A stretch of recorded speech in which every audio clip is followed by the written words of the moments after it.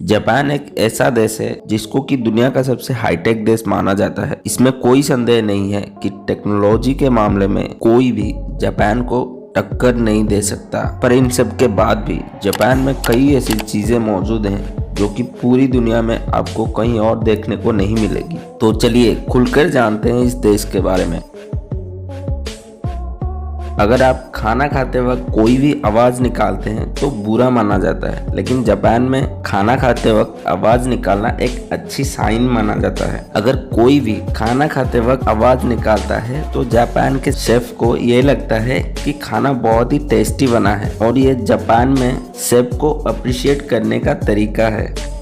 दोस्तों, जापान में नंबर 4 को बहुत ही अनलकी माना जाता है और यही कारण है कि जापान में कहीं पर भी आपको नंबर 4 या उससे रिलेटेड चीज देखने को नहीं मिलती है। यहाँ तक कि जापान के लिफ्ट्स पर भी 4th फ्लोर नहीं होता है और जापान के लोग जहाँ तक हो सके नंबर 4 को इग्नोर ही करते हैं।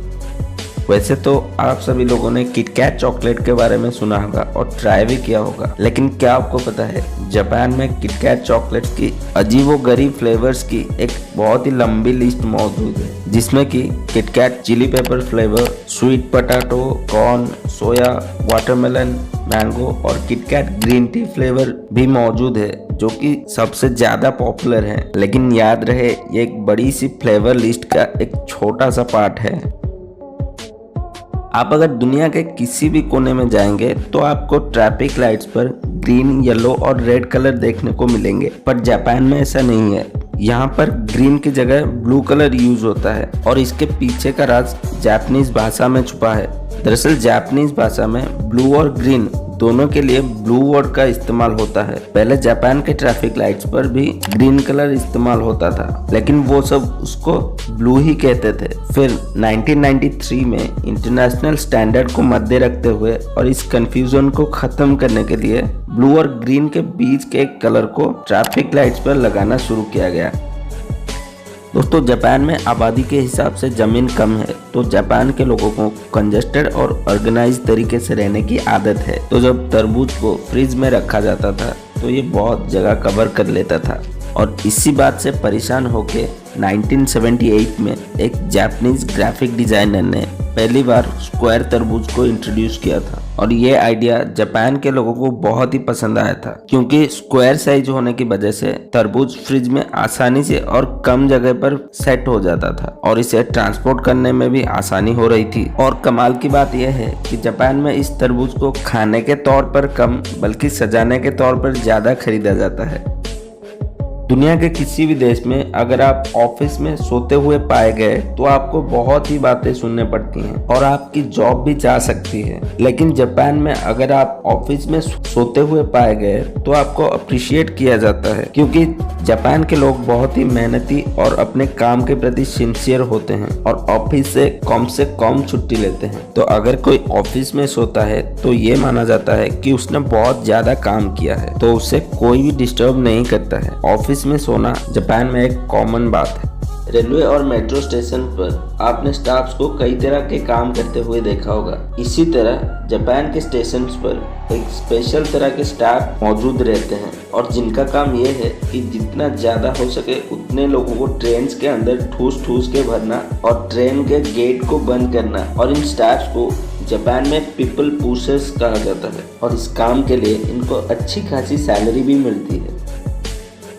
हमारे देश में ट्रेन का लेट होना एक बहुत ही कॉमन बात है और लोग इसको नज़रअंदाज भी कर लेते हैं, लेकिन जापान में ऐसा नहीं होता है। जापान की ट्रेन कभी भी लेट नहीं होती हैं, लेकिन अगर कभी किसी कारण से ट्रेन लेट हो जाता है तो जापान की रेलवे ट्रेन लेट का एक सर्टिफिकेट प्रोवाइड करती है, ताकि अगर आप किसी भी इम्पोर्टेंट मीटिंग या फिर ऑफिस पर टाइम पर नहीं पहुंचते हैं तो आप इस सर्टिफिकेट को जमा कर सकते हैं। और कभी अगर ट्रेन 1 घंटे से ज़्यादा लेट होती है तो जापान की रेलवे पब्लिकली माफ़ी भी मांगती है और न्यूज़पेपर के थ्रू एक माफ़ीनामा भी जारी किया जाता है।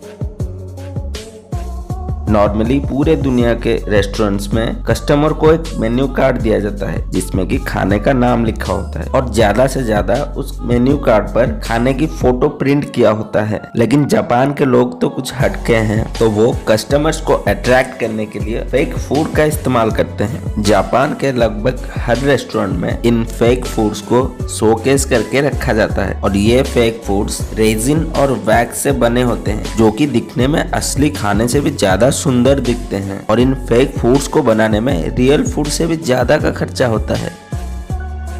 आपने लोगों को नूडल्स खाते हुए जरूर देखा होगा, लेकिन क्या आपने लोगों को नूडल्स से नहाते हुए देखा है? ये तो सुनने में काफी अजीब लगता है, लेकिन जापान में ये नॉर्मल सी बात है। दरअसल जापान के लोगों का ये मानना है नूडल के सूप से नहाना उनके स्किन के लिए बहुत अच्छा और फायदेमंद होता है। और जापान के हकोने स्पा थीम पार्क में आप नूडल्स बाथ का आनंद ले सकते हैं। तो ये था आज का वीडियो। अगर आपको ऐसे मजेदार बातें जानना अच्छा लगता है तो आप हमारे चैनल को सब्सक्राइब कर सकते हैं और बेल को ऑल पर सेट कर देना ताकि आगे आने वाले वीडियोस को आप मिस ना करें। और जल्दी मिलते हैं एक नई वीडियो के साथ। जय हिंद।